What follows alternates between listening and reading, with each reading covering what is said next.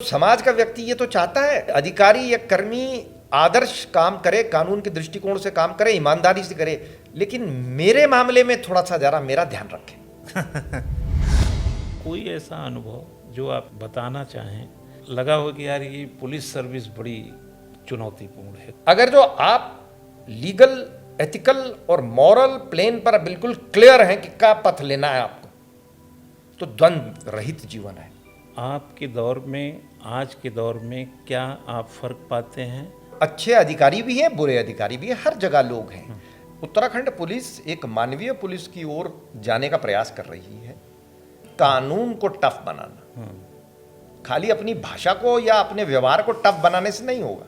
वो कहते हैं श्रम और बुद्धि, इस पे आप जितना इसको रगड़ोगे, खर्च करोगे, उतना इसमें वृद्धि होगी। आपने कहा कि 16-17 हमारे युवा युवती सिलेक्ट हो गए। अब अभी तक उनके नाम को कोई नहीं जानता था, वो सेलेक्ट हो गए, एक बड़ी सेवा में सेलेक्ट हो गए हैं, क्लास 1 ऑफिसर की सेवा में सेलेक्ट हो गए हैं।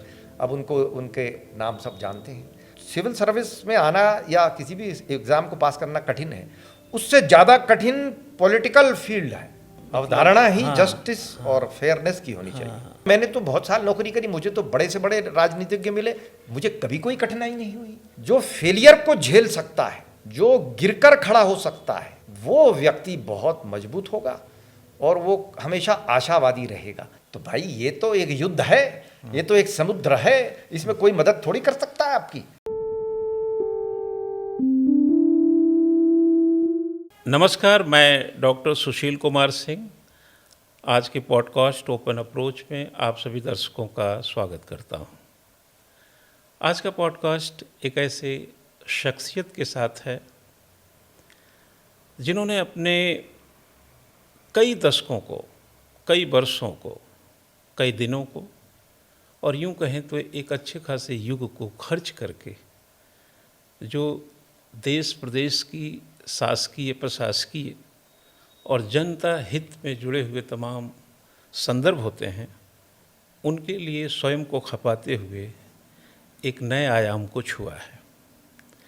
साथियों, हम हर पॉडकास्ट में एक ऐसे शख्सियत के साथ बातचीत करते हैं जिनके पास अनुभव होता है, कार्यकुशलता होती है, दक्षता होती है और समाज के लिए एक समर्पण होता है।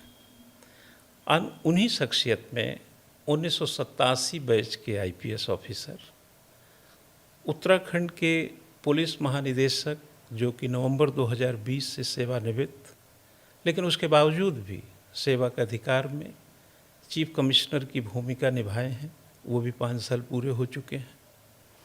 इतनी बड़ी जब संख्या हो अनुभव की, तो जाहिर सी बात है बातें भी बहुत देर तक की जा सकती है। आज हम उनसे बातचीत में कई मुद्दों पे जानेंगे। समाज और पुलिस के बीच क्या रिश्ता है, जनता और पुलिस के बीच क्या रिश्ता है, स्वयं कैसे अपने को यहाँ तक ढाल कर लाए हैं, किस तरीके की उनकी अपनी संरचना और सृजनात्मकता रही है और उत्तराखंड को क्या प्राप्त हुआ है, और भविष्य के जो सिविल सर्विसेज के प्रतियोगी हैं उनके लिए क्या हो सकता है, और उनकी सेवा के दौरान कैसे कैसे अधिकारी उनके साथ उनके इस कार्य में सहयोगी रहे। तो पॉडकास्ट के इस चरण में हम चलते हैं श्री अनिल रतूड़ी जी के पास, जो पूर्व महानिदेशक उत्तराखंड। सर, आपका इस कार्यक्रम में मैं बहुत बहुत स्वागत करता हूं। नमस्कार, धन्यवाद आपका। और हम कार्यक्रम को वैसे तो मुद्दे से शुरू करते हैं, लेकिन आज आपके ज़िंदगी से शुरू करेंगे। पहले शख्स होंगे जिनकी ज़िंदगी से मैं शुरू करूंगा। इसलिए मुझे ये ज़रूरी लगा कि बीते 6 मार्च को सिविल सर्विसेज 2025 का सर रिजल्ट आया, जिसमें 958 प्रतियोगियों का, अभ्यर्थियों का सिलेक्शन हुआ। उत्तराखंड से भी 17, हमारी जानकारी में जो आया सर, कि 17 उम्मीदवार जो है अंतिम रूप से चयनित हुए, जिसमें 66, 69 इस तरीके से भी उनके रैंक हैं। 1987 में एक रिजल्ट आपका भी आया था इसी तरह का, जब रिजल्ट सिविल सर्विसेज का आए और अपना नाम हो उसमें, अगर कुछ स्मृतियाँ शेष हों आपके पास जो वहाँ तक ले जा रही हूँ, तो वहाँ से चर्चा शुरू करते हैं सर।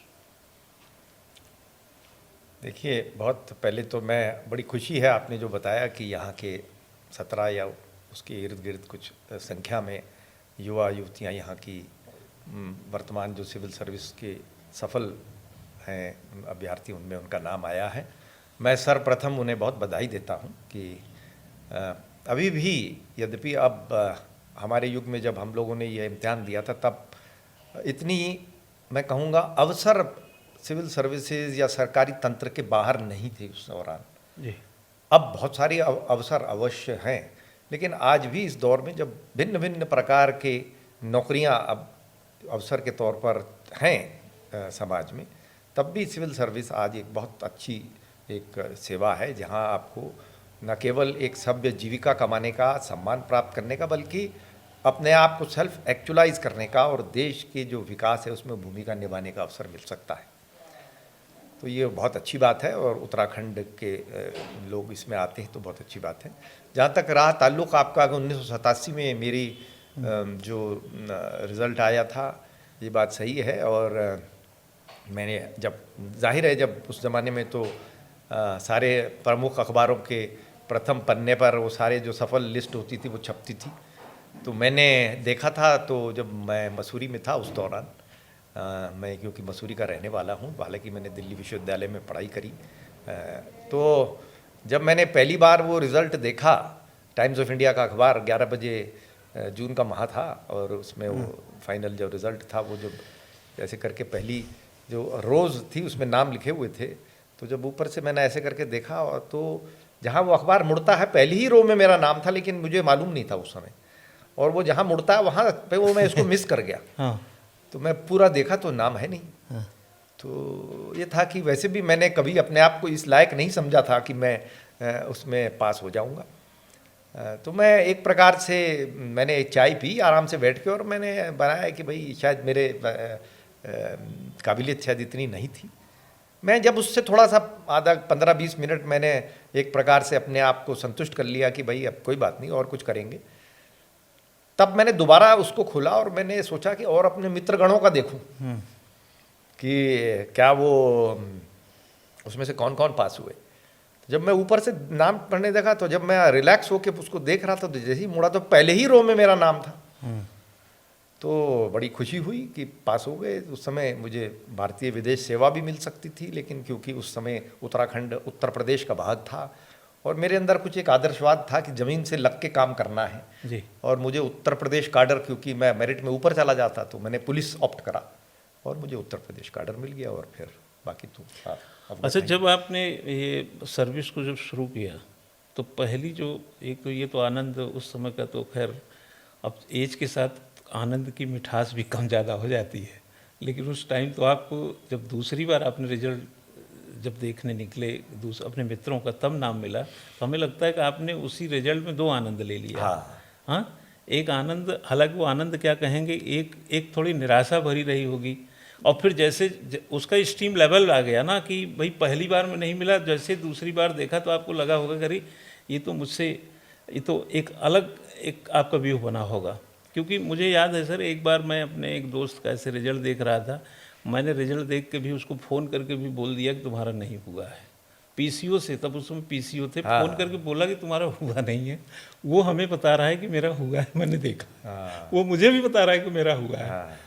तो इस तरीके का गफलत, थोड़ा सा गफलत हो जाती है। हाँ, बिल्कुल हो जाती है, मनुष्य है, मनुष्य। और तो एक घटना ऐसी भी है सर, 2006 में यहीं उत्तराखंड पीसीएस में 14 जून 2010 को 2006 बैच का रिजल्ट आया। एक कैंडिडेट को मैं रोल नंबर हिंदी में बता रहा हूँ कि ये नाम तो है बट रोल नंबर ये है, वो भी अंग्रेजी में बता रहा है, लेकिन मैं कह रहा हूँ कि ये रोल नंबर नहीं है। इतनी कभी कभी रिजल्ट देखने की एक जो मनोदशा होती वो बता, मनोदशा, क्योंकि मानव भावनात्मक है, भाव में आदमी बह जाता है कभी कभी। सर, जो समाज और पुलिस है हमारी, सर आप पुलिस सेवा में, मैं समझता हूँ कि नवंबर 2020 और 1987 से बैच को देखें सर, तो आपका एक अच्छा खासा 4 दशक का लगभग तजुर्बा है इसमें। नी जहाँ से हायरार्की शुरू होती है पुलिस की एज एक आईपीएस, वहाँ से लेकर जहाँ हायरार्की बंद होती है डीजीपी, उस स्टेट में जब हम लोग एडमिनिस्ट्रेशन का स्ट्रक्चर बताते हैं तो डीजीपी से शुरू करते हैं और कांस्टेबल तक लाते हैं, उसका पिरामिड जो बनता है। आपने कई मोर्चे पे काम किया। आज के समय में अगर व्यक्तिगत तौर पर कई अनुभवों को आप शेयर करें तो समाज और पुलिस या जनता और पुलिस के बीच जो रिश्ते हैं, आपके दौर में, आज के दौर में क्या आप फ़र्क पाते हैं और क्या प्रयास पुलिस की तरफ से होना चाहिए? बड़ा आपने गंभीर सवाल पूछा। जैसा आप अवगत हैं, पुलिस एक समाज का और व्यवस्था का बहुत महत्वपूर्ण अंग है। हमारी प्रजातांत्रिक व्यवस्था में 3 जो स्तंभ हैं, जुडिशरी के, लेजिस्लेचर के और एग्जीक्यूटिव के। तो जो एग्जीक्यूटिव है, कार्यकारिणी जो है, वो एक प्रकार से प्रशासन को, प्रदेश के और देश को चलाती है। और वो जो आदेश करती है वो तो कागज़ पर होता है। वो आदेश यदि कोई नहीं मानता है तो उसके पास एक कार्यकारी बल होता है जो कि संवैधानिक एक प्रकार से विधिक शक्ति है, और वो पुलिस है। और हमारे संविधान में पुलिस एक राज्य का सब्जेक्ट है, जो यूनियन लिस्ट में ना हो के वो स्टेट लिस्ट में है। तो उसका कार्य एक प्रकार से, जो किसी भी देश का, भारत की बात आप छोड़ दें, जो भी देश होगा उसकी जो सत्ता होगी या जो व्यवस्था होगी, उसमें सबसे महत्वपूर्ण चीज़ है मनुष्य का कि जीवन को सुरक्षित रखना, उसकी संपत्ति को सुरक्षित रखना, उसके लिए ऐसा वातावरण तैयार करना इस सुरक्षा का कि उसकी जो अपनी बुद्धि है, कल्पना है, विवेक है, वो निसंकोच कार्य करे, ताकि मनुष्य अपने इंडिविजुअल तौर पर और समाज के तौर पर प्रगति करे, राष्ट्र के तौर पर प्रगति करे। वो कार्य पुलिस का है। तो इसलिए ये बहुत महत्वपूर्ण कार्य है। अब जो शक्ति दी गई है वो शक्ति भीषण है पुलिस के पास, क्योंकि सामाजिक जो हमारा ताना बाना है उसमें हिंसा नहीं होनी चाहिए, ये अपराध होता है हिंसा करना। लेकिन पुलिस के पास कानूनन एक प्रकार से विधिक हिंसा की शक्ति है। वो जब ऐसी कभी समाज के हित में करना हो तो यूज ऑफ फोर्स, बल प्रयोग कर सकती है। वो एक प्रकार से विधि सम्मत बल प्रयोग है तो हिंसा ही ना सर। तो अब ऐसी जो पुलिस है, वो उसको जो शक्ति है वो समाज को, जनता ने और समाज ने ही तो दी है। अब उसका प्रयोग वो जो उद्देश्य है उसी के लिए करे और कोई मिसयूज ना करे, ऐसी भी व्यवस्था होनी चाहिए। उसके लिए अकाउंटेबिलिटी होती है, हमारी विधानसभा है, असेंबली है, आचरण नियमावलियाँ हैं, वो सब हैं। तो ये जो समाज और पुलिस का जो काम है, ये एक तो कानून पे चलता है, दूसरा विश्वास पे चलता है।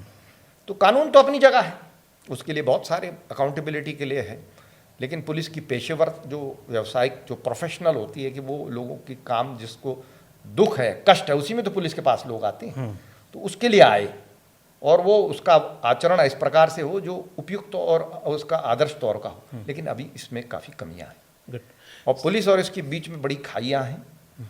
उसमें अभी बहुत कार्य पुलिस को करना है, दोनों आचरण में भी और व्यावसायिक दृष्टिकोण से जो प्रोफेशनलिज्म लाना है, उस ओर अभी पुलिस को उत्तराखंड में भी और देश में भी अभी बहुत काम करने की आवश्यकता है। सर, एक डेटा में पढ़ रहा था, करीब 24% पुलिस पूरे भारत के हिसाब से, स्टेट का नहीं है, अभी भी 16 घंटे ड्यूटी करनी पड़ती है।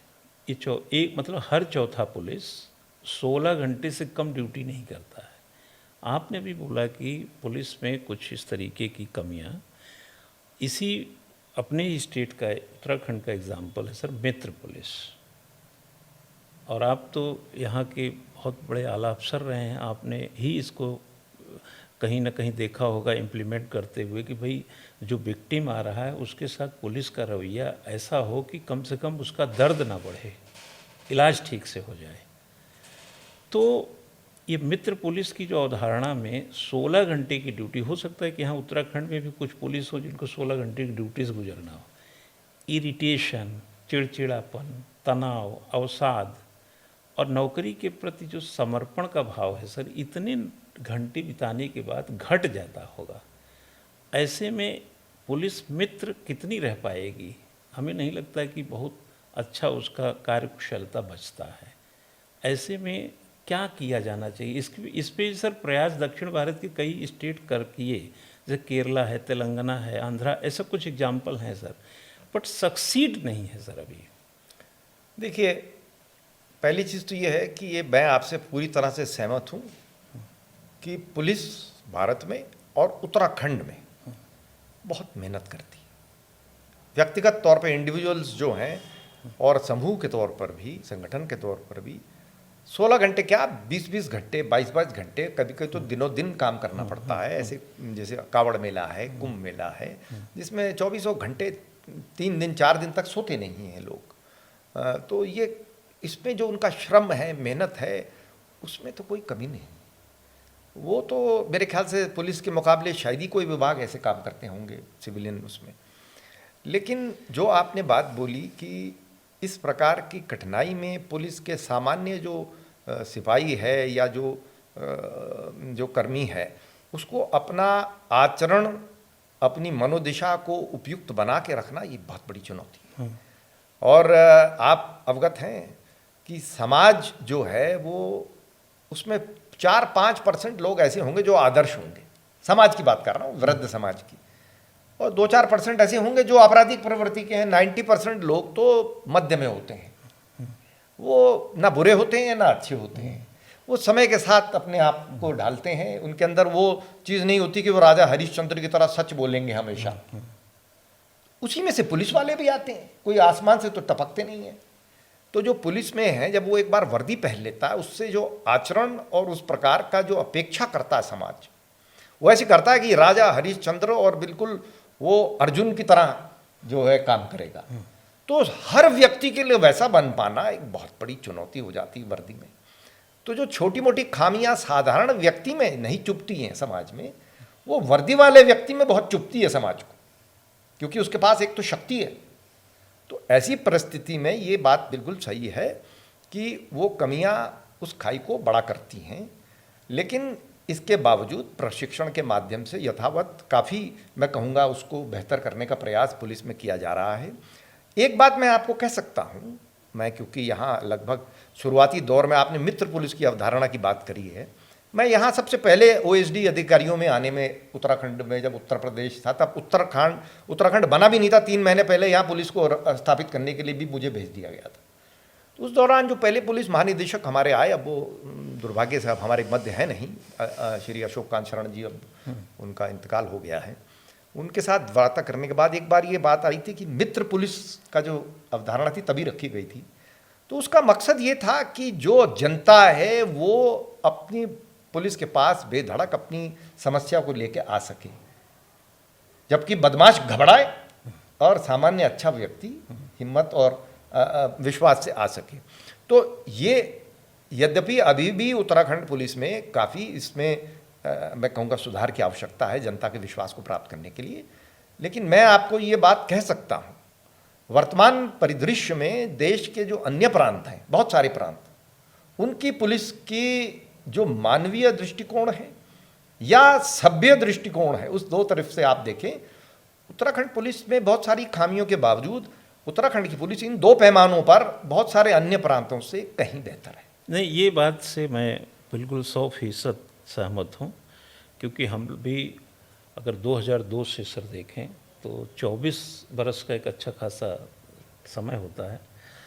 पुलिसिंग यहाँ की काफ़ी मनोवैज्ञानिक रूप से और सामाजिक तौर पे भी और व्यवहारिक तौर पे तुलनात्मक किसी प्रांत से ज़्यादा व्यवहारवाद और मानव संबंध में रहती है। यानी कि बहुत अग्रेशन नहीं है, बल्कि सलूशन में प्रोग्रेस कितना है या कितना प्रोग्रेसिव है, ये क्वेश्चन अपनी जगह हो सकता है, बट अग्रेशन नहीं है। हमने देखें कि चौराहे पे भी रहते हैं, कोई वायलेशन कर दिया, उसको भी थोड़े मतलब ऐसा नहीं है कि पीछे पड़ गए, उसको बड़ा डांट डपट दिया, समझा बुझा के भेज दिया। मैं एक एग्जांपल आपको दूँ, उससे बड़े आपको हंसी आएगी। एक पुलिस वाले थे वो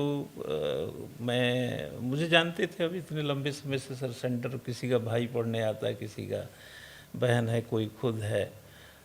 तो वो मुझे बोले कि सर मैं कोई हेलमेट, हमने कहा भी हेलमेट वगैरह आप लोग चालान काटते हैं, तब 100 रुपये चालान कटता था सर। तो बोले कोई विद्यार्थी अगर मिल जाता है तो हमने कहा तब क्या करते हैं आप लोग, रिक्वेस्ट करता हो कि साहब सब्जी लेने हैं, पत्रिका का पैसा नहीं है, गलती हो गया तो छोड़ दीजिए। तो बोलते हैं, मुझसे कहते हैं कि तुम काका काका अंगा हमको पूरा अगर बता दो तो मैं छोड़ दूंगा। तो वो बोले कि सर काका काका अंगा भी पूरा नहीं बता पाते। तब हमने कहा क्या करते हो? बोले सर वो क्या बताएं, उनको समझा बुझा के छोड़ना ही पड़ता है स्टूडेंट को। तो मैं इस एग्जाम्पल से बता रहा था कि पुलिस में इतना ज़्यादा टफनेस नहीं है उत्तराखंड में, ये आपने सही कहा, और आप तो उसमें रहे हैं। सर आजकल की जो पुलिसिंग है, जो आपके एक युग के बाद, जैसे आपने माना हम 2 दशक आपकी सर्विस का ले लें, उसके 2 दशक बाद का ले लें, तो आपने 2 पुलिस की मैं बात कर रहा हूँ।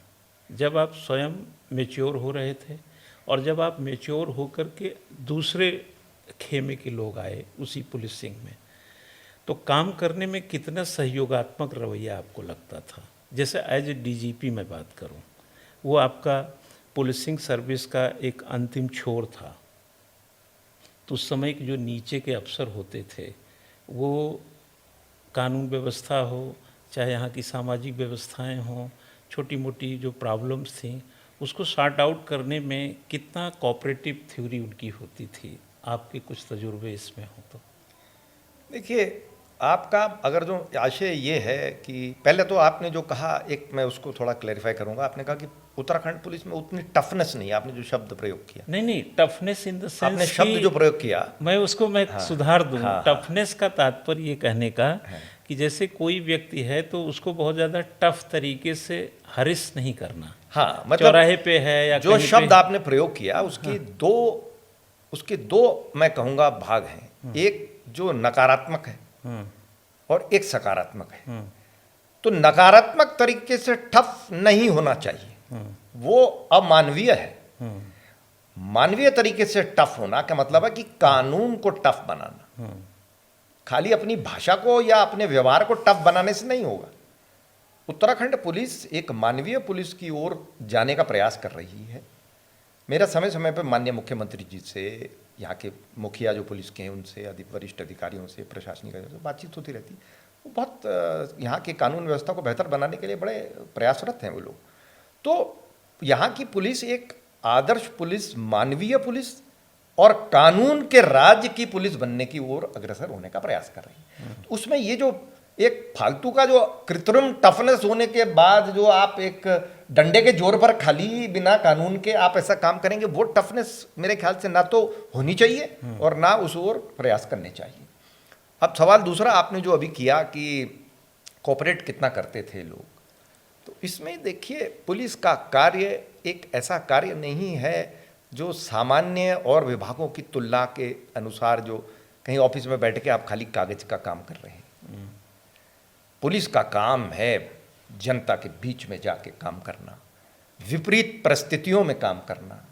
हजारों की लाखों की भीड़ उतावली हो रखी हो, कहीं पर कोई खेमों में बटी हुई हो, कहीं कोई जातिगत, सांप्रदायिक, अन्य आपराधिक कोई शांति व्यवस्था की बड़ी समस्याएं हों, ऐसी परिस्थिति में कम पुलिस वाले बहुत बड़ी भीड़ को नियंत्रित कर रहे हैं। तो आपके पास कानून भी है, कानून की शक्ति भी है, फिर भी विवेक, समूह की जो व्यावसायिक प्रशिक्षण है, उनका जो समझ है, आपस का तालमेल है, नेतृत्व जो कर रहा है उसकी क्षमता है, ये सब चीज़ें महत्व करती हैं। तो ऐसी परिस्थिति में वहाँ कहीं पथराव हो रहा है, गोली चल रही है वहाँ, तो अगर जो आपका नेतृत्व बेकार है, आप अपने ही लोगों के साथ आपका व्यवहार ठीक नहीं है, तो आधे तो वहीं छोड़ के भाग जाएंगे, आप अकेले ही छूट जाएंगे वहाँ। तो ऐसी परिस्थिति में ये सब डिपेंड करता है आपके नेतृत्व पे, आपकी अपनी टीम के प्रशिक्षण पे, आपकी अपनी टीम की व्यावसायिक गुणता पर, इन सब चीज़ों पर निर्भर करता है। तो मैं ये कहूँगा कि मेरा सौभाग्य रहा कि उत्तर प्रदेश में भी मैंने विभिन्न बड़े बड़े जनपदों में मैंने प्रभारी के रूप में काम किया। एसपी लखनऊ रहा, एसपी आजमगढ़, एसएसपी आजमगढ़ रहा, एसएसपी इटावा रहा, एसएसपी मेरठ रहा, एसपी पीलीभीत, एसपी रायबरेली, तमाम जगहों मैंने नौकरी करी। मुझे बहुत मैं कहूँगा सौभाग्य भी था मेरा, और मैंने कुछ मेहनत भी करी। दोनों मेरे कर्म भी और मेरा मैं कहूँगा नियति भी, दोनों ने बड़ा साथ दिया। और मेरे को जो टीम मिली उसको मैंने ऐसी विपरीत परिस्थितियों में भी ने बहुत सफलता से काम किया।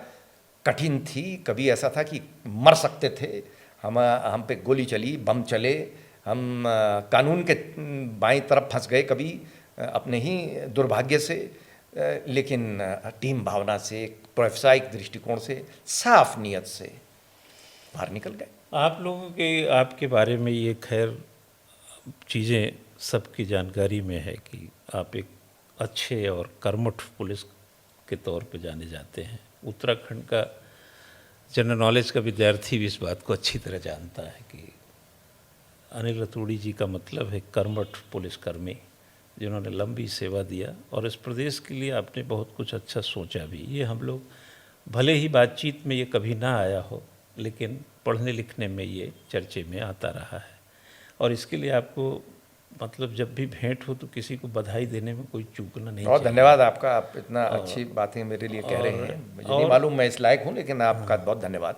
और जिस तरीके का सर अभी आपने बात कही ना, इसमें एक बात मुझे ठीक से लगती है कि उत्तराखंड में जो कम्युनिटी पुलिसिंग कल्चर है, हमें लगता है कुछ हद तक है, भले ही लीगली इलीगली किसी भी या सामाजिक तौर पे लाया ना गया हो, बट कम्युनिटी पुलिसिंग कल्चर हमको दिखता है कि जनता की सहभागिता का ख्याल यहाँ पर ज़्यादा है।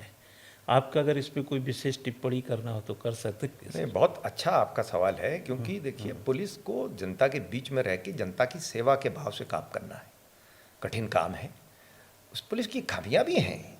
कोई आदर्श पुलिस, देख मैं नहीं कहता हूँ कि उत्तराखंड पुलिस कोई परफेक्ट है, बहुत सारी इम्परफेक्शंस हैं जिस पर एक सतत कार्य होते रहना चाहिए। और अगर जो हमने आज ये कह दिया कि हम आज आइडियल हो गए हमारी पुलिस, तो फिर तो ये कहेंगे कि भाई अब और क्या करना है। बहुत कुछ करना है अभी, और इसमें जो लोग हैं वो कर भी रहे हैं। लेकिन ये बात सही है कि यहाँ एक जो पुलिस का कार्य है वो जनता की सहभागिता से ही होता है। किसी भी जनपद में 1000, 2000, 4000, बड़े जनपद में 3-4 हज़ार सिपाही होंगे, छोटे जनपद में 1000 भी नहीं होंगे, और जनता की आबादी लाखों में है। तो क्या जनता की सहभागिता के बिना, जनता के विश्वास के बिना, जनता की जो शक्ति है उसके बिना कभी कोई कानून एनफोर्स हो सकता है? बिल्कुल नहीं हो सकता। तो इसलिए कम्युनिटी को साथ लेना, यहाँ जो एक कम्युनिटी पुलिस, हमारे उत्तराखंड पुलिस के जो अधिनियम है उसमें बाकायदा एक प्राविधान है उसके लिए। तो यहाँ पर कम्युनिटी पुलिस एक्ट 2007 है। हाँ, तो यहाँ कम्युनिटी लाइजन है, वो ग्रुप्स बने हुए हैं और उसको बहुत उस पर प्रयास किया जाता है। अब वो ठीक है, उसकी सफलता बहुत ज़्यादा कहाँ तक होनी चाहिए वहाँ तक ना पहुँची हो, लेकिन एक वो सकारात्मक प्रयास यहाँ का हो रहा है। मैं भी सर, चूँकि लॉ में मैं PhD हूँ, तो मुझे PTC में कभी कानून से जुड़े कुछ मुद्दों पे क्लास लेने का अवसर मिलता है। तो मैं IPS कैडर के जो उत्तराखंड के हैं, तो पुलिस एक्ट पढ़ाने के लिए कभी मौका मिल जाता है, तो जाता हूँ पढ़ाने। तो वहाँ पर मैंने अपना एक विचार तो ये देखा कि लोग ट्रेनिंग के टाइम में ही, जैसे PTC में ही जाता हूँ, तो मुझे ऐसा लगता है कि एक ऐसा स्कूल है जहाँ पर एक सोसाइटियल पुलिस को डेवलप किया जा रहा है कि भाई, अब जैसे हम एग्जाम्पल हमेशा देते हैं सर कि अंग्रेज दंड संहिता बनाते थे, हम न्याय संहिता की बात कर रहे हैं। बहुत अच्छे, है ना, हम दंड देने की बात नहीं कर रहे हैं, हम जस्टिस देने की बात कर रहे हैं। बिल्कुल सही। तो पुलिस एक प्रकार से जस्ट और फेयर है, न कि दंड का कोई अवधारणा ही जस्टिस और फेयरनेस की होनी चाहिए। बिल्कुल। अब हमारा जो भारत सरकार ने, वर्तमान सरकार ने जो ये अधिनियम को बदला है नेशनल लेवल पर, जो मकाउले के कानून को बदला गया, वो एक स्वतंत्र भारत, स्वाधीन भारत की जो परिकल्पना है उसके अनुरूप है। और एक जो औपनिवेशिक जो काल था उससे बाहर निकले हैं हम लोग। ये चीज़ सर, मैं जो उदाहरण दिया, ये सब उन्हीं लेक्चर का हिस्सा है। मैं यही बता के आता हूँ कि आप ये ज़रा सोच के देखिए कि हम आज़ादी किसके लिए ले रहे थे? अपने लोगों में जेल डालने के लिए, उनको सुरक्षित जीवन देने के लिए। इसलिए हमें न्याय संहिता चाहिए, दंड संहिता नहीं चाहिए। हमारा पहला उद्देश्य दंड देना है ही नहीं, न्याय ही है। अब उस न्याय में अगर किसी को दंड मिलता है तो वो भी उसके साथ न्याय ही है। समाज के साथ न्याय है, उसके साथ न्याय है। अब सर अगर हम नेक्स्ट फॉर्म में चलें तो आपसे थोड़ा सा एक क्वेश्चन मेरा ये रहेगा कि आप खिलाड़ी भी रहे हैं हॉकी की, रोलर हॉकी, और आप मसूरी में के रहने वाले, मसूरी में पढ़े, और इंटरनेशनल किसी टीम में भी आपका, मैं पढ़ रहा था कि आप काहिरा में सिलेक्शन हुआ था, वहाँ कोई भारतीय टीम में गए। हम भारतीय टीम में।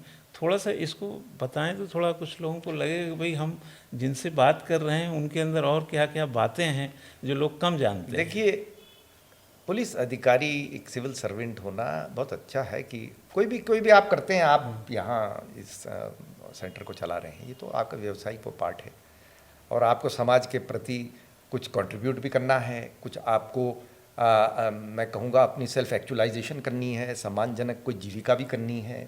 तो ये सब आपका भी और हमारा भी वो प्रोफेशनल पार्ट है। लेकिन अंतोगत्वा जीवन को जीना है, उसका जो सौंदर्य है, उसकी जो अनुभूति है, उसका जो आनंद है, उसको प्राप्त करना मानव की जो सबसे बड़ी, जो मैं कहूँगा नियति है, वो ये है। तो उसमें जो खेल खेलना है, वो मेरे ख्याल से सबसे सुखद अनुभव है मनुष्य का इस धरती पर। अरे वाह, बहुत बढ़िया। और हाँ, इसलिए मैं बोल रहा हूँ, मेरा बेटा है वो बैडमिंटन खेलता है, तो मैं अक्सर उसके साथ जब जाता हूँ बाहर ना, तो मैं उसको देख के बड़ा आनंदित होता हूँ। आप इसकी कल्पना करिए ना। हाँ। कि आप किसी मैदान में जब जाते हैं खेलने के लिए, और वहाँ पर आपके खेल के लिए व्यवस्था हो और आप खेलें, तो उस क्षण आप अपने, जिसे कहते हैं, बिल्कुल एक प्राकृतिक लय में हैं। आप प्राकृतिक लय में और बाकी मानवों के साथ सब मुझे खेल रहे हैं। आपकी बातों से मैं अलग एहसास मुझे हो रहा है। तो सबसे सुंदर मनुष्य की इस धरती पर जो क्रिया है, उसमें खेल खेलना है, जो मनुष्य का सभ्य तरीके से, उसका जो पुराना जो इंस्टिंक्ट है, उसको सभ्य तरीके से ढालना है। तो मुझे बड़ा सौभाग्य था कि मैं मसूरी के एक अच्छे स्कूल में पढ़ा, मेरे पिता ने मुझे वहाँ भेजा, और मुझे स्कूल का नाम बताना सेंट जॉर्जेस कॉलेज मसूरी में मैं पढ़ा।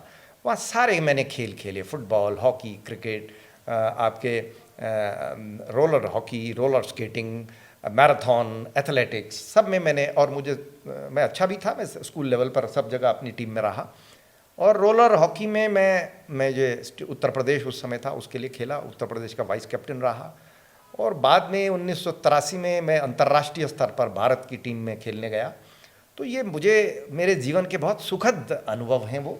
और मैं कहूँगा कि हर बच्चे को, हर व्यक्ति को कुछ न कुछ खेल खेलना चाहिए। हमारे भीतर जो एक ये सुंदर दिव्य आत्मा का जो प्रसार है, जो प्रभु ने किया हर व्यक्ति, हर मनुष्य के अंदर, वो चेतना जो है, ये इस शरीर के भीतर है। और ये शरीर जो है, ये इसको सींचना, इसको ठीक रखना, सही आदतें रखना, व्यायाम करना, वो कहते हैं श्रम और बुद्धि। इस पे आप जितना इसको रगड़ोगे, खर्च करोगे, उतना इसमें वृद्धि होगी। इसमें जितनी कंजूसी करेंगे आप, शरीर पे आप आराम तलब हो जाइए तो सड़ जाएगा शरीर। लेकिन अगर जो आप रगड़ेंगे, इसको पसीना निकालेंगे, तो ये इसमें वृद्धि होगी, बल में भी और बुद्धि में भी, दोनों चीज़ में। आपने पुलिस सर्विस में इसका भी आनंद लिया और जीवन का भी आनंद लिया। साथ में आपने कुछ किताबें लिखी, एक भंवर प्रेम कहानी लिखा। पहले इसके बारे में बताइए, फिर दूसरी किताब की चर्चा करेंगे। देखिए, मैं अपने स्कूल से मुझे साहित्य के प्रति बहुत लगाव था, और दिल्ली विश्वविद्यालय में मैंने अंग्रेजी साहित्य पढ़ा, और मुझे एमए किया। हाँ, बीए ऑनर्स किया, फिर एमए किया, अंग्रेजी साहित्य में किया। तो मुझे बहुत शौक़ था लिटरेचर का। फिर जैसा आप जानते हैं, मैं पुलिस सेवा में आ गया, और मुझे बहुत लगभग 3.5-4 दशक में सरकारी सेवाओं में रहा, और मैं वर्दी के अनुशासन में बंध गया। वर्दी के अनुशासन अपनी जगह है, वो एक उसका एक कोड है अपना कंडक्ट का, और उसमें आपके जो सामान्यता, जो साधारण व्यक्ति को भी जो अभिव्यक्ति की आज़ादी है, वो वर्दी वाले को नहीं है। कॉन्स्टिट्यूशन में कुछ ऐसी चीज़ें हैं। तो उस प्रति जो मन के भीतर जो सारे साहित्यिक उद्गार थे, वो नहीं निकाल पाया। अपने कर्तव्य के प्रति मैं निष्ठा से काम करता रहा। लेकिन मैं पढ़ता रहा, मैंने अपने आप को हर रोज़ सींचा। जो रोज़ जो ये धूल इस संसार की जो ख़राब किस्म के लोग, ख़राब किस्म की घटनाएं जो धूल डालती हैं आत्मा पे, उसको रोज़ पढ़ के, कुछ अच्छी चीज़ पढ़ के उसको, आत्मा को हर रोज़ झाड़ता रहा और फिर उसको किस तरीके से, किस तरह से उसको स्वच्छ रखो, शुद्ध रखो, अपनी आत्मीय जो निष्ठा है, उसकी कर्तव्य, उसकी जो सत्य निष्ठा है उसको जीवित रखना। और फिर जब मैं सेवानिवृत्त हुआ तो वो जो मेरे मन में भाव था, जो था कि कुछ लिखूंगा, ये वो मुझे फिर जब ये कोविड का पहला काल आया तो मैंने फिर वो लिखी। आपकी सेवानिवृत्ति हो चुकी थी? हाँ, सेवानिवृत्ति के हो गई थी, पश्चात 20 में। उसमें बस ये नहीं, आप थे उस समय सर? नहीं, मैं आपको बताता हूँ। हाँ, जब मैं एक प्रशिक्षण में लंदन गया 2012 में, तो वहाँ एक होटल में बैठा था और शनिवार का दिन था, फ्राइडे को कोर्स ख़त्म हो गया, सारे लोग घूमने चले गए, मेरी फ़्लाइट मंडे को वापस थी। तो सैटरडे संडे एक होटल में बैठा हुआ, तो मेरे दिमाग में आया कि अब मेरे पास टाइम है, कुछ लिखूं। तो मैंने ये सोचा मेरे पास लिखने को क्या संदेश, क्या अपनी दिखना चाहता हूँ मैं। तो मैंने पहले एक कविता लिखी, जो भंवर मेरी कविता उस पुस्तक में है, वो मैंने एक डायरी में लिखी और उस संदेश जो मैं देना चाहता था उस कविता में है वो। फिर मैंने कुछ उसमें उसके पात्र गढ़ के उस कहानी को बनाया और भंवर एक प्रेम कहानी का मैंने जो है प्रारंभिक वो जो करीब 20-25 पन्ने 2 दिन में लिखे। फिर मैं भारत वापस आ गया और मैं फिर से बिजी हो गया और फिर 2020 तक मैं कुछ नहीं कर पाया। ये कितना दिन आपने किया वहाँ पे? ये 2 दिन। अच्छा, 2 दिन। और उसके बाद फिर मैं यहाँ वापस लौटा, फिर 8 साल में बिजी रहा फिर से। फिर 2020 में जब मैं रिटायर हुआ और जब फिर कोविड काल आया, कोविड काल के पहला दौर तो निकल गया, दूसरा दौर जब आया तब मैं 2021 में रिटायर होकर जब लॉकडाउन हुआ तो 3 महीने में मैंने वो पूरी कहानी लिख दी और वो 2022 में पब्लिश हुई। और अब तक मुझे बड़ा खुशी है इस बात की कि अब 3 एडिशन उसके ऑलरेडी निकल चुके हैं। वो बहुत अच्छी वो चली है। वो एक नॉवल है, एक IAS अधिकारी उसके जीवन के बारे में, हालांकि फिक्शन है। दूसरा मैंने फिर 2023 में लिखी है, खाकी में स्थित प्रज्ञ। हाँ। ये आपने, मैं समझ रहा हूँ इस नाम से कि आपने अपनी एक जो लंबी यात्रा थी पुलिसिंग की, खाकी वाला आदमी वो आप ही थे, लेकिन इसमें क्या इसका वर्णन कैसा है सर? देखिए, खाक, जैसा मैंने आपको शुरू में कहा कि ये वाली कहानी किससे मैच किया आपने, या ये भी एक फिक्शन? कौन सी? दूसरी जो पहली पुस्तक जो भंवर एक प्रेम कहानी तो फिक्शन है। दूसरी वो तो काल्पनिक कहानी है।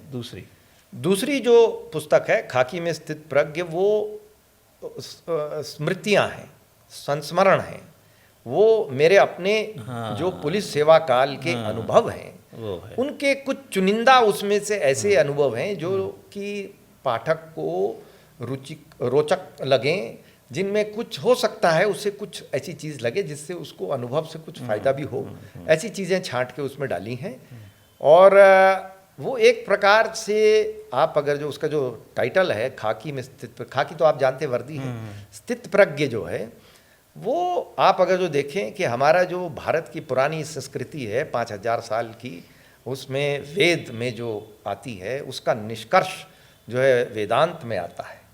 और वेदांत का मैं कहूँगा कामधेनु की तरह उसका जो ज्ञान है वो गीता में आता है।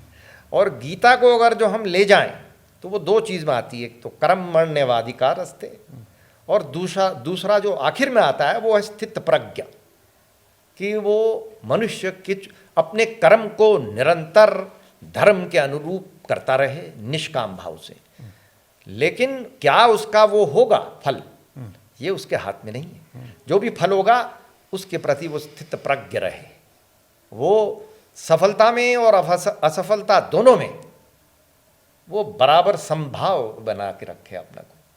तो ये उसका टाइटल है और ये ही उसमें लिखा हुआ है। ये एक प्रकार से ऐसा आपने जो शब्द लास्ट का लिखा स्थित प्रज्ञ, उसमें अड़चन आए, कठिनाई आए, तब भी आपका मन चिंतन और आत्म जो ज्ञान है वो अवरुद्ध कहीं से ना होने पाए, क्योंकि यही तो गीता का रहस्य भी है कि फल की इच्छा ना करो, है ना सर?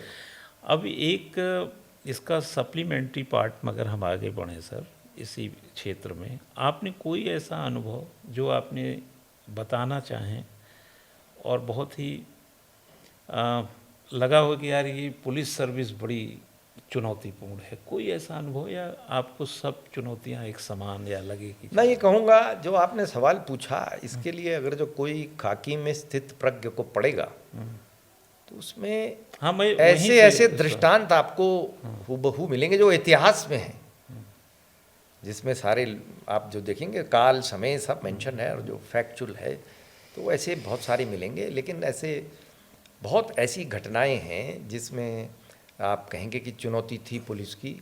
आपकी बातों से ये लगता है कि आप अध्यात्म और अध्ययन सेवा के साथ आप बहुत अनुकूलता के साथ बैठाए हैं अपनी ज़िंदगी में। ये एक तो सर एजिंग फैक्टर्स होते हैं कि जैसे आदमी जब 50 का होता है, 60 का होता है, तो उसको कहीं ना कहीं एक तो अवधि इधर से निकल चुकी होती है, सर्विस भी दे चुका होता है, ज्ञान विवेक बुद्धि और उम्र का तजुर्बा सब कुछ आ चुका होता है। तब जाते हैं कि भाई चलो यार अध्यात्म और ये ज्ञान और ये ध्यान की बात हो। लेकिन जब आप किसी ऐसे सर्विस में हो जहाँ पर जिला चलाना हो, जहाँ एक अच्छी टीम को साथ में लेकर बड़े बड़े योजनाओं को नियोजित करना हो या उसको एग्जीक्यूट करना हो, क्रियान्वित करना हो, ऐसे में सर जो आध्यात्मिक ताकतें हैं, जो वैचारिक रूप से बोल रहा हूँ मैं, क्या उसका स्मरण आप साथ साथ अनुभव करते हैं अपनी जवानी से लेकर अब तक? जैसा कि आपकी बातचीत में लग रहा है कि आपने चाहे 5000 साल की संस्कृति की बात कही, रामायण महाभारत के बहुत अच्छी अच्छी संदर्भ हैं, वेद पुराण की भी बात। हमें लगता है सर ये चीज़ें हमारे हर सेवा वाले व्यक्ति में अगर कम ज़्यादा हो तो सत्कार के साथ सेवा देना और आसान है आपके हिसाब से? देखिए, आपका जो प्रश्न है बहुत अच्छा है, लेकिन उसके प्रश्न के मूल में एक धारणा है जिसको मैं चाहूँगा कि उस पर मैं थोड़ा सा बोलूँ। आपकी धारणा ये है कि व्यावहारिक जीवन में आध्यात्म का स्थान व्यावहारिक नहीं। आपका जो कहने का जो आशय लगता है कि भाई जब आपको जिला चलाना है तो वहाँ आध्यात्म का कहाँ से आपके पास आएगा, आपका मकसद ये है। मेरा ये कहना है नहीं, ये आप फिर मैं बोल रहा हूँ, हाँ। इंटरप्रिटेशन इस तरह ना करिए। हाँ। मेरा कहने का मतलब है कि जब व्यक्ति बहुत एक चुनौतीपूर्ण कृत्य में होता है, हाँ। तो उसके एक मॉरल सपोर्ट के लिए, हाँ। देखिए कोड ऑफ कंडक्ट क्या है, हाँ। सर्विस की गाइडलाइन क्या है, हाँ। अपना विवेक क्या है, वो सब तो आपके पास है, बट एक मॉरल सपोर्ट कौन देगा? हम अपनी ताकत स्वयं अपने अंदर कौन भरेगा? तो वहाँ पर उसकी फिर आयतित करना पड़ता है कि चलो वहाँ चलते हैं। जैसे हम व्याकुल हो गए, तब ने कहा गीता में लिखा है कि ज़्यादा परेशान नहीं होना चाहिए। आप जो कह रहे हैं, देखिए पहली चीज़ तो ये है कि आपने शब्द जो प्रयोग करे मॉरल, आपने अपने अंदर आयतित करने की बात करी, तो सवाल ये है कि जो मनुष्य है वो खाली ये स्थूल शरीर नहीं है सर, उसकी चेतना है। अब भिन्न भिन्न व्यक्ति की चैतन्य का जो विकास कितना है ये भिन्न भिन्न होगा, अलग अलग व्यक्ति का अलग अलग होगा। तो जो आपने गीता भी देखी है उसमें अर्जुन तो युद्ध लड़ रहे हैं, इससे ज़्यादा व्यवहारिक क्या हो सकता है? जहाँ भी गोली या वो तीर मार के आपको ख़त्म करने वाले लोग, वहाँ पर वो सबसे बड़ा सवाल करते हैं। और उसके बारे में जब कृष्ण जी बताते हैं तो वही तो गीता है सर। तो ऐसे ही चाहे पुलिस की सेवा हो जहाँ लॉ एंड ऑर्डर की भीषण समस्या चल रही है, या विधानसभा के समक्ष आप किसी कमेटी के सामने जवाब तलब आपका हो रहा है, या आपके पास कोई जनता के लोग आपसे सवाल पूछ रहे हैं, ये सब एक प्रकार से युद्ध है, द्वंद्व है। तो द्वंद्व तो जीवन का पार्ट है, और अच्छा और बुरा संसार में प्रकाश और अंधकार दोनों ही तो है ना सर, इन्हीं का तो द्वंद्व है ये। तो इस द्वंद्व में आपको प्रकाशमय रहना है, सही दिशा में जाना है। इसके लिए आपके भीतर वो जो शक्ति जिसको आप मॉरल कह रहे हैं, उसकी जो हम कहेंगे कि एक प्रकार से आपके अंदर वो शक्ति होनी चाहिए, वही आध्यात्म है। वही आध्यात्म है जो आपके आत्मीय तौर से आपको बताता है सही और एक है लीगल, तो क्या इलीगल है तो सबको मालूम है, तो लिखा हुआ है। एक है आपका एथिकल, नैतिकता, जो आपके लॉयर के लिए अलग कंडक्ट बना हुआ है, डॉक्टर के लिए अलग बना हुआ है, वो भी एक प्रकार से लिखा हुआ है। एक है मॉरल। मॉरल क्या है? वो आपकी अपनी अपब्रिंगिंग है, किस तरीके से आप बड़े हुए, आपके परिवार ने, आपके स्कूल ने, आपके वातावरण ने आपको सही गलत का एक भाव समझाया। तो अब अगर जो आप लीगल, एथिकल और मॉरल प्लेन पर बिल्कुल क्लियर हैं कि क्या पथ लेना है आपको, तो द्वंद्व रहित जीवन है। द्वंद्व कहीं नहीं है। फिर आपको पता है कि कोई चॉइस कोई नहीं है, रास्ता एक ही है। तो फिर सारी चीज, सारा जो बादल हैं वो छंट जाते हैं। तो वही स्थित प्रज्ञ है। आपने बहुत ही खूबसूरत शब्दों के साथ समझाया सर। कुछ संक्षिप्त में 2-3 बिंदु लेना चाह रहा था कि व्यक्ति और सिटीजन एंड पुलिस कह सकते हैं, सिटीजन एंड एडमिनिस्ट्रेशन कह सकते हैं, सब लोग एडमिनिस्ट्रेशन की तरफ देखते हैं। एडमिनिस्ट्रेशन या तो अपने कसौटी पे कितना कसा हुआ है ये जनता ही कसती है, वो किस तरफ देखता है? देखिए, पहली चीज़ तो ये है कि जो सिविल सर्विस में सेलेक्ट होते हैं लोग, या जो सरकारी नौकरियों में सेलेक्ट होते हैं लोग, ये वो है जो सेलेक्टेड पार्ट है। एक इलेक्टेड पार्ट है, एक सेलेक्टेड पार्ट है। तो जो सेलेक्टेड पार्ट है वो एकेडमिक एग्जाम के आधार पर सिलेक्शन होता है। नैतिक उनकी क्या गुणवत्ता है, इसका कहीं कोई ऐसा सर्वमान्य मानक नहीं है। ठीक बोल तो रहे कोई बहुत विद्वान एकेडमिकली हो सकता है, सबसे बड़ा टॉपर हो सकता है, लेकिन नैतिक तरीके से पूरी तरह से पतित हो सकता है, ये भी संभव है। और कोई आदमी एकेडमिकली कोई बहुत ब्रिलियंट ना हो, लेकिन नैतिक दृष्टिकोण से बड़ा महान हो सकता है। तो इसलिए कभी कोई साधारण व्यक्ति समाज का, या कोई चौथे पायदान पर काम करता हुआ फोर्थ क्लास एम्प्लॉय बहुत नैतिक दृष्टिकोण से ऊपर हो सकता है, और ऊपर का अधिकारी बेकार हो सकता है। तो इसलिए खाली सरकारी तंत्र में कोई नैतिकता आ जाएगी, ये कोई मतलब मानक नहीं है। तो अंग्रेजी में ये कहा जाता है कि you will get the government और the system that you deserve. सवाल ये है कि ये जनता का भी रिफ्लेक्शन है। अगर जो जनता का, आम समाज का जो चरित्र होगा, उसका तंत्र भी लगभग उसी के अनुकूल होगा, उससे कहीं बहुत दूर नहीं होगा। वहीं से आया ही है, वहीं से आया ही है, कोई बाहर से तो लोग आते नहीं है सर। तो समाज का व्यक्ति ये तो चाहता है कि अधिकारी या कर्मी आदर्श काम करे, कानून के दृष्टिकोण से काम करे, ईमानदारी से करे, लेकिन मेरे मामले में थोड़ा सा जरा मेरा ध्यान रखे। हाँ, ये ठीक बोल रहे तो जब हर आदमी अपना ध्यान रखने के लिए चाहता है, यानी कानून सब पे लगे, मुझ पे ना लगे, बस यहीं पे सारी परेशानी है। तो जो आपने कहा कि जनता प्रशासन को देखती है या एडमिनिस्ट्रेशन को देखती है, एडमिनिस्ट्रेशन किधर देखता है? एडमिनिस्ट्रेशन में आदर्श तौर पर उन्हें आदर्श जो बिछाया गया, हमारे तो कॉन्स्टिट्यूशन संसार का सबसे बड़ा आदर्श है। मैं कहूँगा जो मानव जाति पूरे संसार में है, उसके सबसे सुंदर आदर्श जो कभी आधार जिनके हो सकते हैं या जो कल्पना करी जा सकती है, वो हमारे संविधान में समाहित है।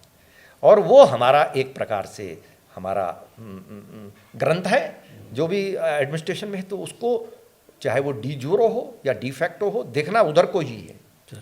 तो आदर्श तो वही है। सर प्रशासन में हम लोग एक बात कहते हैं सर कि केतली एक है, कप दो हैं, चाय पीने वाले भी दो हैं, एक पॉलिटिकल एग्जीक्यूटिव है, एक एडमिनिस्ट्रेटिव है। स्वाद दोनों का अलग हो सकता है, लेकिन अलग नहीं होना चाहिए। क्या कोई एग्जीक्यूटिव्स एंड पॉलिटिकल एग्जीक्यूटिव, जैसे हम विशेष सामान्य और विशेषज्ञ के संदर्भ में बात करें, पॉलिटिकल एग्जीक्यूटिव्स एंड एडमिनिस्ट्रेटिव लोग, यानी एक सेलेक्टेड एक इलेक्टेड की बात करें, तो कभी सर ऐसी परिस्थितियां पॉलिटिकली आ जाती हैं कि जब लगता है कि भाई सही तो ये है, करना ये पड़ रहा है ऐसा?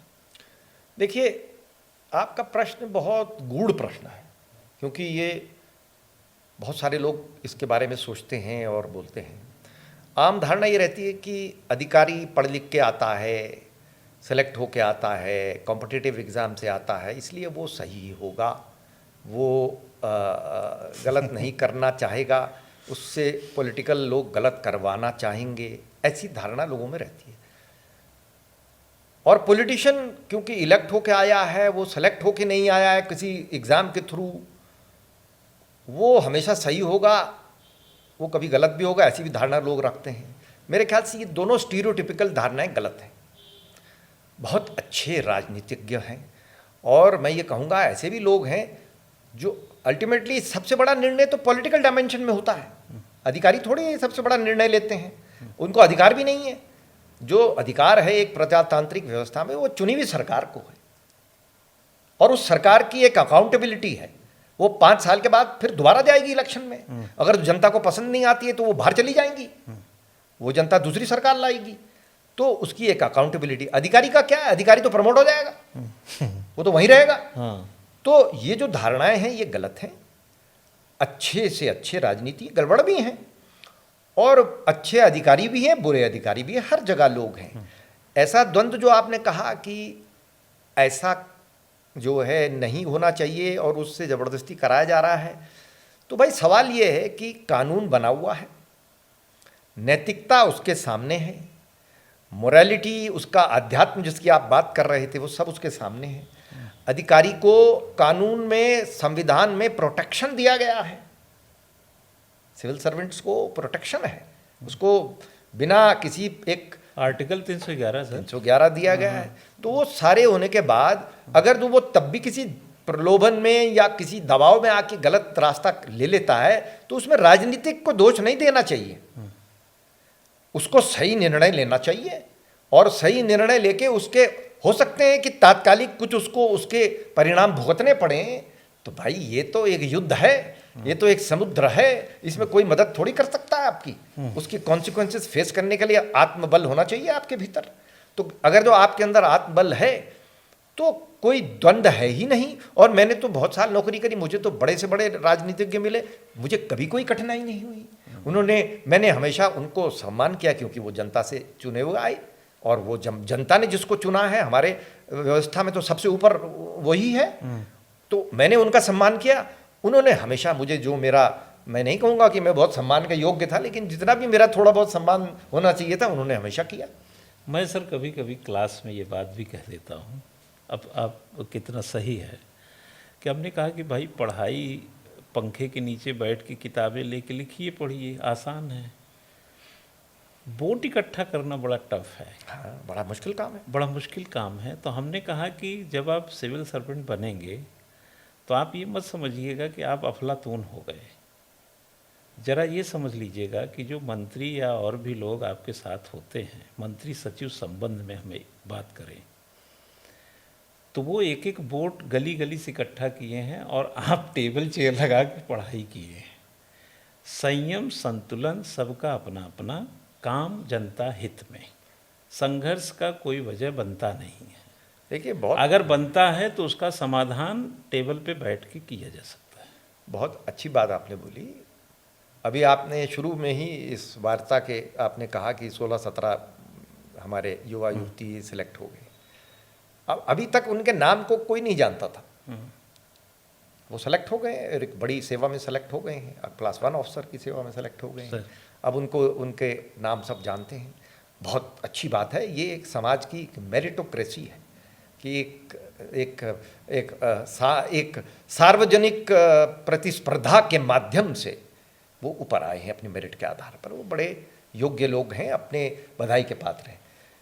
लेकिन उनको, या जो भी हम लोग हैं जो पहले भी आए हैं, आपने बहुत सही बोला कि अफलातून नहीं हो जाना चाहिए। हमको एक दायित्व दिया गया कि आप जन सेवा करें। आपकी जो पढ़ाई लिखाई है, आपकी जो काबिलियत है, उससे आप जनता की सेवा करिए। जो शक्ति भी दी मिलेगी वो व्यवस्था की होगी, हमारी व्यक्तिगत शक्ति नहीं है वो शक्ति उस व्यवस्था की है जो जनता की और निर्धारित अवधि की है। इसलिए कोई व्यक्तिगत दंभ ये तो कदाचित नहीं होना चाहिए। उसका नुकसान वो तो उठाएगा, बहुत सारे लोग जो साथ में होंगे, व्यवस्था में होंगे, वो उठाएगा। दूसरी चीज़, जो राजनीतिज्ञ है, सिविल सर्विस में आना या किसी भी एग्ज़ाम को पास करना कठिन है, उससे ज़्यादा कठिन पॉलिटिकल फील्ड है। हाँ सर। पॉलिटिकल फील्ड में छोटे से छोटे पद का इलेक्शन को लड़ना, जनता से वोट पाना, उनकी सर्वसम्मति को बना पाना बहुत बड़ा चुनौती का काम है। ये किसी साधारण व्यक्ति का काम नहीं है, और इसमें बहुत सारा भाग्य भी चाहिए, लेकिन उनकी मेहनत और उनकी जो वो है। और दूसरी ये भी बात है कि वो अगर जो गलत करते हैं तो वो भी फिर उसका खामियाजे भी भुगतते हैं, लेकिन बहुत से अच्छे निर्णय भी पॉलिटिकल फील्ड में ही होते हैं। तो इसमें कोई द्वंद्व नहीं, दोनों की अपनी अपनी जगह है। सर, एक थिंकर है प्रशासन का, चेस्टर बर्नार्ड, वो हमेशा कहता है कि पहले आपका उत्तरदायित्व आता है, अधिकार बाद में आता है। हम जब कहते हैं कि फलाना अधिकारी हैं तो हम उनको अधिकार पहले बता रहे हैं, जबकि रिस्पॉन्सिबिलिटी पहले है। उदाहरण के तौर पर ऐसा है सर कि जैसे किसी को मैंने कहा कि 1 किलो टमाटर लाओ, तो पहले मैंने उसको दायित्व दिया, फिर 40 रुपये खर्च करने का अधिकार दिया। बिल्कुल। तो आज की सर एडमिनिस्ट्रेशन में एक मैनिपुलेशन हद तक दिखता है। हालांकि हम ब्यूरोक्रेसी अब नहीं मानते हैं, हम सिविल सर्वेंट मानते हैं। वो मैक्स वेबर की ब्यूरोक्रेसी को मैं ख़त्म मानता हूँ। 1965 में वारेन बेनिस ने कहा था सर कि आने वाले 30 सालों में दुनिया से ब्यूरोक्रेसी ख़त्म हो जाएगी। 1991 के उदारीकरण के बाद हमने भी देखा कि हमको शकल सूरत बदलने के लिए अपनी ब्यूरोक्रेसी को बदल दिया हमने, वो सिविल सर्वेंट हम हो गए। आज के प्रलोभन की इस दुनिया में सर, प्रलोभन चाहे मान मर्यादा का हो, चाहे पैसे का हो, चाहे और भी चीज़ें जो भी हो सकती हैं हासिल करने वाली, कहीं ना कहीं सिविल सर्वेंट फिर ब्यूरोक्रेसी की तरफ मुड़ जाता है। एक प्रकार से उत्तरदायित्व तो भूलना चाहता है, अधिकार को याद रखना चाहता है, जो जनता के लिए सही नहीं है। देखिए, जो आपने कहा वो मेन बात आपका ये है कि जन समूह इतनी बड़ी समाज के, चाहे वो प्रदेश हो या देश हो, अब 140 करोड़ का देश, इसमें जब तक हम संगठित होकर व्यवस्था बनाकर नहीं करेंगे तो सबका हित नहीं हो पाएगा। तो इसलिए कुछ लोगों को उस संगठित करने में, आप जिसको व्यवस्था कहते हैं, सिविल सर्विस कहते हैं, या जो भी अन्य संगठन हैं सरकार के, वो उसमें संगठित करना पड़ेगा। वो दायित्वों का निर्वहन करने के लिए जो आपने बताए, जन सेवा का, और उसको करने के लिए उनको कुछ कानूनन अधिकार देने पड़ेंगे ताकि वो उसको करने के लिए सक्षम हो। बिल्कुल सही है कि जो अधिकार दिए गए हैं वो सेवा को करने के योग्य बनाने के लिए दिए गए हैं, सक्षम बनाने के लिए दिए गए हैं, ना कि वो अपने आप में कोई अंत है, वो केवल माध्यम है, और उनका प्रयोग भी उसी चीज़ के लिए होना चाहिए। आपने ब्यूरोक्रेसी सिविल सर्विस दो के बीच में जो एक डायलेक्टिक बताया, तो ब्यूरोक्रेसी का मेरे ख्याल से आपका मकसद वो है कि भाई जो एक फ्यूडल रेड टेपिज्म का जो है वो ख़त्म करके जन का प्रति जो एक संवेदनशील होकर डिलीवरी की तरफ जाना, और अपने आप केवल एक फैसिलिटेटर होना, ना कि कोई सामंती व्यवस्था या कोई ऐसी सोच को रखना, यही है भी सर, तो वो करना। तो उस ओर हम जा रहे हैं सबसे। लेकिन अभी मैं कहूँगा इसमें बहुत काम करने की ज़रूरत है हमारे देश में। इसके लिए महत्वपूर्ण चीज़ है कंप्यूटराइज जो व्यवस्था है, जो ये ऑनलाइनकरण जो चीज़ है। जितना मानव से मानव का इंटरफेस इस व्यवस्था में कम होगा, उतना इसकी स्वतः ही इसकी संभावना कम होती चली जाएगी।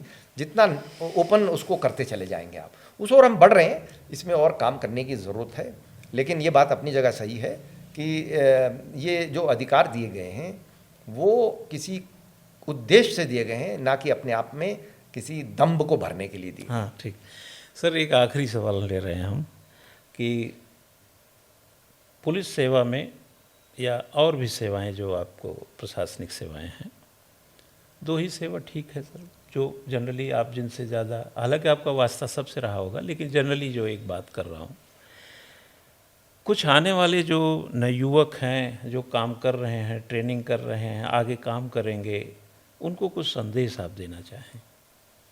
देखिए, मैं ये कहूँगा कि सिविल सर्विस एक, मैंने शुरू में भी कहा, एक बहुत अच्छा करियर ऑप्शन है, क्योंकि उसमें आपको एक सम्मानजनक जीवन जीने का, सभ्य जीवन जीने का अवसर भी मिलेगा।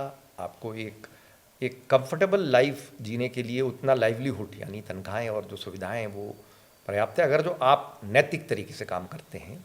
मैं वो जो अनैतिक बात है उसकी बात मैं नहीं कर रहा हूँ, लेकिन आपको एक सबसे बड़ा जो इसमें मिलेगा, सेल्फ एक्चुअलाइजेशन का बहुत बड़ा अवसर मिलेगा। आप बहुत सारे आंसू पोंछने की पोजीशन में हैं। हमारे देश में अभी भी कुछ लोग ऐसे हैं जो गरीबी की रेखा से नीचे हैं, जो कमज़ोर हैं सामाजिक दृष्टिकोण से, आर्थिक दृष्टिकोण से, और उनको जब हमारे देश एक भाग्य दुर्भाग्य ये कहिए कि सबसे समृद्ध देश जिसको प्रकृति ने बनाया, उसमें क्यों लोग गरीब होने चाहिए? जब हम अपने आप को संगठित कर लें और हम ठीक से उसका एक प्रकृति के अनुरूप, वातावरण के पर्यावरण के अनुरूप उसका दोहन करें मन जनहित में, तो हम सब समृद्ध देश बना सकते हैं इसको। तो उस पे और आप काम कर सकते हैं। आप बशर्ते हैं आप अपना एक तो आपा ना खोएं, विनम्र रहें। सबसे बड़ी चुनौती क्या है? वो है विनम्रता की। जब किसी पद पर आप चले जाते हैं तो आपके पास जो शक्तियाँ आती हैं वो बहुत जल्दी आपका दिमाग खराब कर सकती हैं। अगर जो आप विनम्र रहेंगे तो मेरे ख्याल से आधी तो सारी समस्या आप वहीं सॉल्व कर देंगे, कि जो आपसे साधारण व्यक्ति आपको मिल सके, एक्सेसिबल आप हो सकें, विनम्र आप रहें, आप अपने कार्य के प्रति डेडिकेटेड रहें। ये अगर जो आप करेंगे तो आपको जो आत्मीय संतोष मिलेगा वो कभी किसी पैसे में या किसी और धन संपत्ति में उसका मूल्यांकन नहीं किया जा सकता। जो सिविल सर्विसेज की तैयारी कर रहे हैं आज के दौर में, उनकी निराशावाद बहुत जल्दी आ जाता है, असफलता से घबरा जल्दी जाते हैं। उनके लिए 2 शब्द अगर आप कुछ कह पाएँ सर। देखिए, सिविल सर्विस ही क्यों, मनुष्य हाँ, जो भी ठीक है, कुछ कर रहा और है, भी, सिविल सर्विस भी हाँ, एक रास्ता है सर। सबसे महत्वपूर्ण चीज़ ये है कि हर मनुष्य को पढ़ लिख कर अपने को अपनी गुणों में योग्यता लाकर संसार में कुछ ऐसा काम करना है जिससे उसको अपनी सम्मानजनक जीविका मिले, उसको अपना यथासंबद्ध समाज में उसको अच्छा समझें लोग, और वो समाज के प्रति कुछ अपना कंट्रीब्यूशन कर सके। अब इसके लिए सिविल सर्विस भी एक माध्यम है। सिविल सर्विस या किसी और आप क्षेत्र में संघर्ष कर रहे हैं, बिना संघर्ष के, परिश्रम के, मेहनत के, लगन के, अध्ययन के आप कभी सफल नहीं हो सकते। शॉर्टकट में आप कुछ ही प्रकार से आप सोचेंगे तो कभी नहीं होगा। तो इसमें आप अगर जो सफलता का प्रयास करेंगे आपको मिलेगी। अब इसमें असफलता भी आ सकती है। तो सबसे बड़ी चीज़ क्या है, अगर जो कोई आदमी बचपन से हर चीज़ में सफल होता रहा और सिविल सर्विस में भी टॉप कर गया तो उसके अंदर एक दंभ पैदा हो जाएगा। वो ये सोचेगा कि मेरे में कोई ऐसी चीज़ है जो मैं अलग हूँ। तो ये कोई बहुत अच्छी बात नहीं है। अच्छी बात है कि वो पढ़ने में अच्छा है, लेकिन उससे बड़ा महत्वपूर्ण चीज़ है जो व्यक्तिगत मनुष्य के व्यक्तित्व में जो गुण हैं, जो फेलियर को झेल सकता है, जो गिरकर खड़ा हो सकता है, वो व्यक्ति बहुत मजबूत होगा और वो हमेशा आशावादी रहेगा, वो निराशावादी नहीं रहेगा, और वो निरंतर मेहनत और परिश्रम करता रहेगा। ये दरवाज़ा नहीं, दूसरा दरवाज़ा नहीं, तीसरा दरवाज़ा नहीं, कोई ना कोई दरवाज़ा खुलेगा, और जिस दिन वो खुलेगा उस दिन उसको वो सफलता मिलेगी। वो सबको खुश, अपने आप भी रहेगा, दूसरे को भी खुश रखेगा, आशावादी रहेगा। सो निराशा तो बिल्कुल उसी को आएगी जो मेहनत से डरेगा। मेहनत से मत डरो। इसका खुश रहने का, सफलता का, आशा का मेरे ख्याल से सबसे बड़ा रास्ता है मेहनत करने का, आशा रखना, निराशा ना होना, परिश्रम करना। मैं एक बात, ये जो सिविल सर्विस के जो इम्तिहान देने के लिए जो मेहनत करते हैं, उस कंपटीशन को देते हैं, उनके लिए मैं एक बात ये अवश्य कहना चाहता हूँ कि वो पूरी प्रयास करें, पूरी मेहनत और लगन से उस अपने उद्देश्य को प्राप्त करने के लिए जोर लगाएं, लेकिन वो अपने साथ एक प्लान बी भी जरूर रखें हमेशा। क्योंकि जीवन में आपको हमेशा विश्वास होना चाहिए कि आप सफल होंगे, लेकिन बेस्ट जनरल वो कहते हैं जो हर किसी सिनारियो के लिए तैयार रहता है। तो शुरू से ही अपने पास कोई प्लान बी भी जरूर रखें। बहुत सुंदर सर, बहुत अच्छी बातचीत हुई। तो आज की ये बातचीत, जैसा कि मैंने पहले ही परिचय दे दिया था, उत्तराखंड के पूर्व डीजीपी श्री अनिल रतूड़ी जी से हम लोग पिछले तकरीबन 40-50 मिनट से बात कर रहे हैं। और आपने देखा कि बहुत सारे कुछ पुलिसिंग, सोसाइटियल, पर्सनलाइज और भी ड्यूटी ओरिएंटेड अपने व्यक्तिगत अनुभवों के साथ साथ अध्यात्म और ध्यान, नैतिकता और तमाम तरीके के गुणात्मक पक्षों पर भी चर्चा हुई। चर्चा तो उन बिंदुओं पर भी हुई है जहाँ से लोग एक अच्छा इंसान बन सकते हैं और एक अच्छी कोशिश कर सकते हैं और जीने की कला सीख सकते हैं।